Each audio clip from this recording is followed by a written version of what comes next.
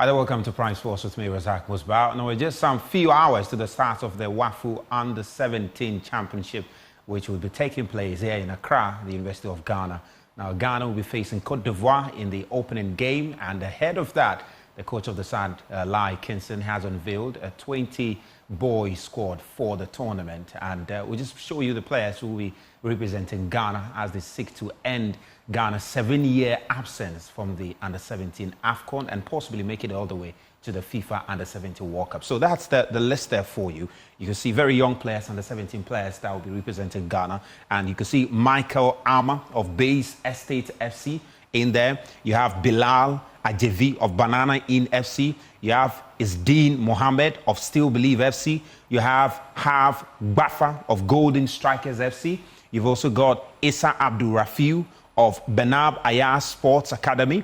You have Hamza Idris Atram Divisa, and you have Benjamin Chivagnon, Accra Great Olympics, one very exciting young prospect, Benjamin Chivagnon.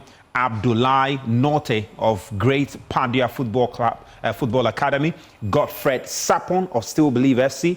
Theophilus Ayamga of Third World FC. That's where you get to see some of the very interesting names. These are all teams in the cold football over there. And you have Joseph Nabi of Benab Ayah Sports Academy. You have Ernesto Fori of Great Somas FC. You have Ebenezer Adolf Ago of Amanfrom Vision Football Club. And you also have Benjamin Hansen of Atram Divisa. And yes, that's the academy belonging to the former Ghana Under-17 international Atram, Godwin Atram, and also former Great Olympics player. He owns that very academy there. So Benjamin Hansen is in there. Samuel Kusi of Cedar Stars Academy.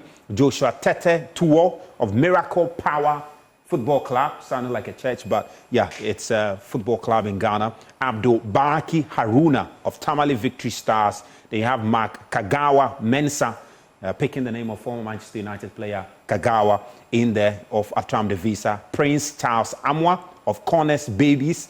And you have Ebenezer Anani of Benab Football Club. So these are the boys who will be representing Ghana in the WAFU Under-17 tournament that will be starting tomorrow at the University of Ghana Stadium. So you can make your way there and enjoy some quality football. Well, the head coach of the side, Laryea Kingston, has been defending his selection of the squad, insisting that he chose the players independently without any influence. Single player there. It's me. It's me who chose my squad. You know, it wasn't easy. It wasn't easy at all. From day one, I've been fighting and fighting, putting my feet down that, fine, if you recommend a player, I would like to see the player first. And if I feel the player can help the work that we are doing, why not? It's a Ghanaian. So I've fought for this, and trust me, every single player that you see in the squad now, it's my decision. It's my decision. I chose every player there. It wasn't easy though. It wasn't easy at all. I have to be honest. Raise my hand and say I have to be not honest. But myself and the technical team, we've made it clear to everybody that every player that will play for the national team have to be on merit. Like I said, we have a very good player in the village somewhere that doesn't have anyone, that doesn't have anybody, because he doesn't have someone to lead him to play for the national team. His career and his ambition will finish there. No, for me, no. So I myself put my feet down and picked every single player in the current squad that we have. Head coach of the Ghana Under-17 side, Laryea Kingston, speaking to my colleague Nathan Alato ahead of the tournament. Remember that the tournament will also feature countries such as Nigeria, Togo, Burkina Faso, Niger, all participating in that very competition. And the competition will also be a qualifier for the Under-17 tournament. And from the Under-17 tournament, also teams can qualify for the FIFA Under-17 championship over there. The last time Ghana made it to the Under-17 AFCON was way back in 2017. That's some 7 years absence there. So they'll be looking to make a return there. And the competition will start tomorrow, Wednesday, at the University of Ghana Stadium. Now, away from that, let's do some athletics, because the African Athletics Championship is set to come off is set to come off in Accra, Ghana. But even before that, my colleague Daniel Cranton has been exploring Ghana's chances of qualifying for the Under-17 tournament and exploring also the history of Ghana's performance in the Under-17 tournament and how best the team can make it at the WAFU Under-17 Championship. 7 years on from representing the Black Starlets at the World Cup, Kingston is now preparing to qualify the new generation of Ghana's Under-17 stars for the global stage, this time as head coach. For me, I think it's a privilege to coach these boys. You know, it gives me goosebumps, especially when we started the trials. Our time is different, different approach. I can see my time, that time, the 100% effort that I put in, that now I'm the coach that I see these young boys giving the same thing. The way I was feeling that time and looking at them, I believe they're feeling more than what I felt that time because you can see the anger in them. So for me, I think it's a privilege to be part of people that is building this team. And so far, I think it's been amazing. You know, the boys have responded very, very well. It's different as a player, and it's different from someone staying out. But what stood out is I've been there before. So most of the time, that's one thing that helps me and for me to have clear understanding about how they're feeling and all that. So I think it helps a lot. It's been 7 years since the Black Starlets made it to the FIFA Under-17 World Cup. And this is the ultimate goal of Laryea Kingston and his technical team. That journey begins with the WAFU Zone B Under-17 competition, which Ghana hosts. So the level that we are in now, I think all the faces, they know all the faces. All they need now is more of motivation. You can see we've gone 14 games. We've played 14 games. We've scored 46 goals. We've conceded 12 goals. 3 draws. We've lost 1. Our first loss is against Russia. So for me, I think the level that we are in, all the boys, I believe in them. Where we are now, I'm very, very happy. I can't wait for 15th for us to start the tournament. I can't wait. Ghana will kickstart the tournament with a game against Cote d'Ivoire on May 15th at the University of Ghana Stadium before taking on Benin days later in their final group game. The tournament serves as qualification to the Under-17 AFCON, which will qualify the team to the FIFA Under-17 World Cup if results go their way. We have 20 players to represent Ghana, and that signature you can see testify in the tournament in Russia. Almost every player that went there played at least 80 minutes. That shows how confident we, the technical team, we have in the players. We're building a team, all-round team, that if this one is not there, the other one that comes in can fit in there. Also, we have 2 systems. We play in 3-4-3 and then 4-3-3. It depends on the personalities that we need to go on the pitch. That suits particular style. So for me, we have an all-round team. The 20 players that we have in camp now that are going to represent us, we believe in them. For Kingston, style also plays a major factor in his coaching principles. He wants his team to not just play to win, but also to entertain. We portraying something that if someone is sitting back, he can see the identity of the way Ghana plays. And you can see, previously we know Ghanaians are with agro style. And thanks to the FA and then the directorate, they've put up a playbook that says the agro thing. So you can see, in as much as me as a coach, I believe in transition, I believe in defending my box well and attacking my box well. I try to put in the agro when it's possible. Kingston will be hoping to carry on his successes as a player to his managerial career.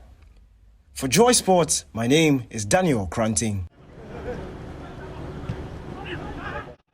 Well, an exciting WAFU Under-17 tournament to look forward to at the University of Ghana Stadium. Now, about 450 athletes and officials will converge in Ghana again for the African Athletics Championship, which is set to come off between June 3rd and June 6th.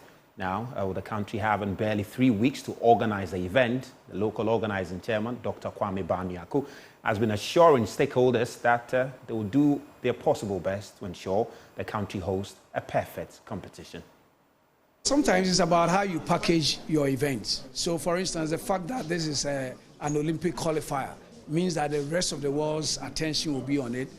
Confederation of African Athletics is focusing on this. That's why they are even shifting other countries' events to make sure that all of West Africa, the region 2 countries, will use this as their main preparation platform as qualifiers for the Olympics and also prepare them for the African Championships, which will be the final opportunity for anybody to set a qualifying time or distance for the Olympics. So it's a major event. It depends on how our media friends help us package the competition. That's why we are giving out as much information as possible so that corporate Ghana knows that when they associate themselves with this competition, it's a major platform for them. We're looking to do broadcast and also even set the signals to other competing countries. So for instance, if Nigeria is interested, they get a chance to show this event. So imagine you having a location in the stadium, you're branding at the University of Ghana Stadium because of the ECOWAS Championship. Because it's an Olympic Games qualifier, it's a major event, and the exposure that corporate Ghana stands to get, you can actually put value on. So we are looking for everybody, the whole of corporate Ghana. No amount is small. There's a way we can package a benefit to each of our corporate partners, and that's the way we start. We need a few to come on board, and subsequently when we bring other competitions to Ghana, those who didn't come on board will realize they miss a lot. So that's the way you start working on the minds of corporate Ghana. And this LOC is going to do that. As many as can come on board, we make sure that they get the benefits that they were looking for. One of the challenges has always been that they put money in and they don't think they get value back. This is what we are assuring them, but that's why we also want to work with the media people in Ghana. Help us to market this, and more opportunities will come. You never know. African Championship, Athletics Championship might be on the line. The next thing, you look at the venue that was used for the World Release. Is it bigger than even the University of Ghana Stadium? Probably not. So why can't we host a world-level competition? Because we have the facilities now. You don't need 2 stadia to host an athletics competition. That's the difference between athletics and football. And so it's easier to organize an African or a World Athletics Championship than to do football because of the number of facilities you need. Now, the president of Ghana Athletics, WAFU, has promised an exciting competition, especially considering the tournament will also serve as a Paris Olympics qualifier. It's very, very important for Ghana to host, especially coming out of the African Games. The expectations of Ghana organizing the perfect competition is very high. The Confederation of African Athletics have also asked certain federations, especially Cote d'Ivoire and Senegal, to rearrange their bronze level competitions so that to make way for this competition. But this competition is also an Olympic qualifier. So the significance of it is very huge. It's not common to see one country or one national federation hosting 2 international competitions, 2 Olympic qualifiers in one season. It's not common. It's how you hardly see that. So Ghana, we are very privileged to have that opportunity, and we cannot allow the opportunity to slide by or not to perform to the level that the international community is expecting of us. So the significance of it is huge. They also have confidence in our facility, in our technical ability to hold that program. If they were not satisfied, they will not have even access to host it. This competition was originally supposed to be hosted by Benin. Yes, it was to host by Benin. But because what they saw what we did and what they knew what Benin can do, they came to us that Ghana, we want you to host the program. We know we can do it, even though time is short. But we will support you with the technical staff to come and help you. That's why they made Fatou Sissoko from Senegal. Okay. He was the technical delegate for the African Games. Okay. They're bringing him back with her assistant from Benin called Okri. They are also delegating the technical director of the Confederation of African Athletics from Morocco. He's called Aziz Daouda to also come and support. So there's so much interest. The significance of it is so huge that it will send Ghana beyond Africa. I can tell you when we went to Bahamas, everybody was shaking us. Ghana, it did very well. The games were very good. The game was very good. So we need to continue with that. Well, that's how we'll go for you on Prime Sports. So the game between Manchester City, Tottenham Hotspur and Manchester City. Manchester City are leading by 1-0 with just some few minutes to the end of the game. Well, we'll meet again tomorrow. Have a wonderful evening.